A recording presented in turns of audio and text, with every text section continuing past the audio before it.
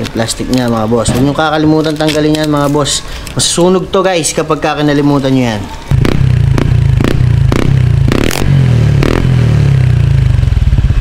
What's up guys? Welcome back dito sa ating YouTube channel. For today's video mga boss, bumili na ako ng MT8 pipe para dito sa ating Honda Click 125i. Samahan nyo akong i-install to mga boss at i-sound check natin. Tingnan natin kung gaano kaganda yung tunog ng MT8 pipe natin. So tara guys, let's go!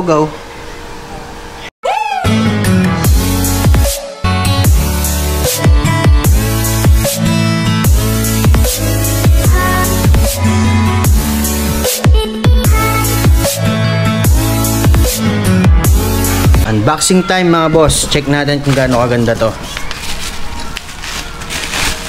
Ito yung canister guys. Solid mga boss, maganda siya. At dapat yung walang pintura yung bibiling ko mga boss, yung rat look, kaya lang walang available, kaya itong matte black yung binili natin. So siya nga pala mga boss, yung unang pipe ng NMAX Vito ko, ganito yung pipe ko. Maganda yung tunog guys. Para siyang silent killer na pag nakaminor wala siyang tunog, pero kapag binomba mo malakas naman yung tunog. So ito yung canister.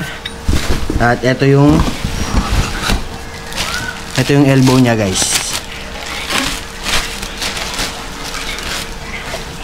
Yan. Ito yung elbow.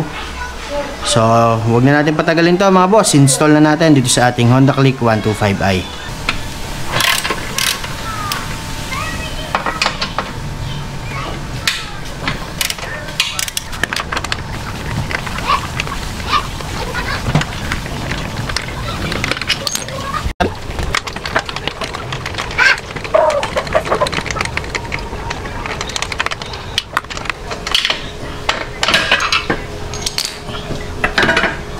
Yun. Tanggal na mga boss. Ating stock pipe. Napakabigat na ito. So yung bagong pipe natin guys, medyo magaan yun. Compare natin dito sa stock. So hindi ko na susukatan mga boss yung weight nila. So install na natin guys yung ating MT8. Ito yung una nating ilalagay mga boss. Ito na mga boss, yung ating canister.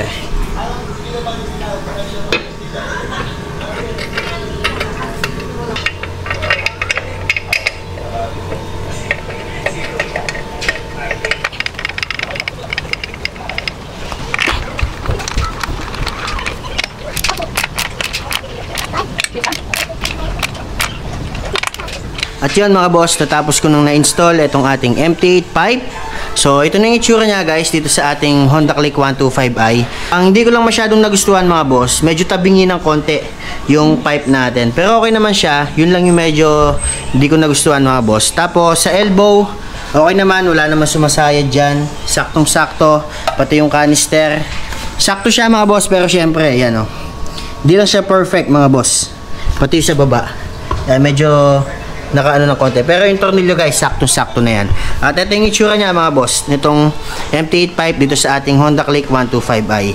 Yung heat guard, di ko na nilagay. Parang mas gusto ko guys kapag ganito lang siya. Ito yung tip. Siya mga boss. Tapos, bago natin sindihan to, kailangan tanggalin muna natin yung plastic dito. Huwag natin kakalimutan tanggalin yan mga bossing. Kasi, kapag uminit na yung pipe natin, masusunog yan. So, yan guys. Sound check na natin itong ating MT8 pipe. Pakinggan natin kung gaano kaganda yung tunog niya. Yung plastic niya mga boss. Huwag nyo kakalimutan tanggalin yan mga boss. Masusunog to guys kapag kinalimutan nyo yan.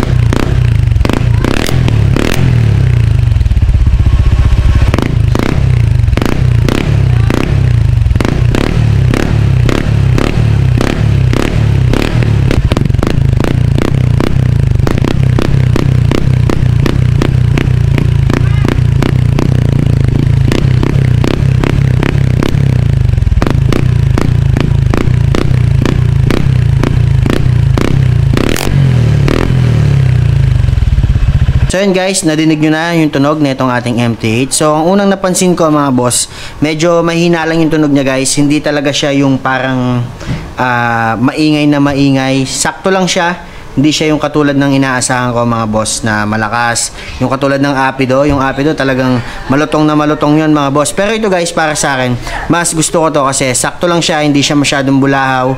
At kapag ka naka-idle, hindi siya masyadong maingay. Kapag ka binibirit mo guys, doon lang siya lumulutong. Pero kapag ka sakto lang yung takbo, yung idle, saktong-sakto lang guys, itong MT8 pipe natin. So, ang presyo nga pala nito mga boss, ng pagbili ko dito sa ating MT8 pipe is 2,000 pesos. So, yun lang yung presyo niya mga boss, 2,000 pesos. Ang siguro kapag ka nag-iiba yung motor, kunyari NMAX, pagkakaalala ko, pag NMAX yung motor mo sa MT8, medyo mas mahal siya ng konti.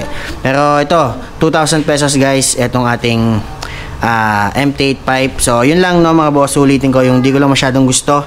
Medyo tabingi mga boss, yung ano niya, yung tip niya mga boss, sana ginanyan pa ng konti para saktong-sakto dito sa ating Honda Click. At eto guys, ito yung itsura niya mga boss kapag ka naka-install siya sa mga Honda Click 125. So, yun guys, maraming salamat sa panonood. Please like, share, and subscribe dito sa ating YouTube channel. Ako si Boring Moto Vlog. Kita-kita na lang tayo mga boss sa ating next video. Maraming salamat.